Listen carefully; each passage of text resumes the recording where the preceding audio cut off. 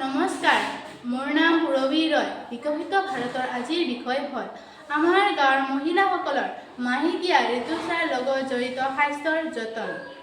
সচৰাচৰ দেখা যায় যে আমাৰ গাঁৱৰ মহিলাসকলৰ এই বিষয়ে বিজ্ঞানসন্মত জ্ঞানৰ অভাৱ। তেওঁলোকে বেছিভাগেই পুৰণি ৰীতি-নীতি আৰু অন্ধবিশ্বাসৰ ওপৰত নিৰ্ভৰশীল। সেয়েহে মই এই বিষয়ত গাঁৱৰ মহিলাসকলৰ মাজত সজাগতা সৃষ্টিৰ বাবে প্ৰচেষ্টা চলাইছোঁ। তেওঁলোকক লেতেৰা কাপোৰৰ সলনি চেনিটাৰী নেপকিনৰ ব্যৱহাৰ আৰু ইয়াৰ সুবিধাৰ বিষয়ে জনাইছোঁ।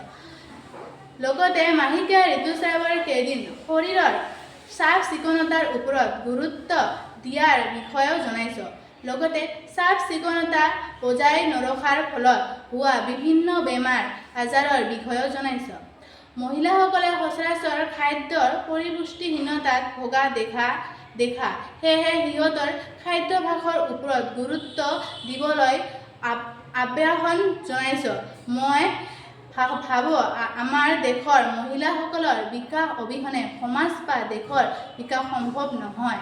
সেয়েহে আমাৰ মহিলাসকলৰ স্বাস্থ্যৱান আৰু নিৰোগী যাতে হয় তাৰ বাবে আমি প্ৰচেষ্টা চলাই আছোঁ।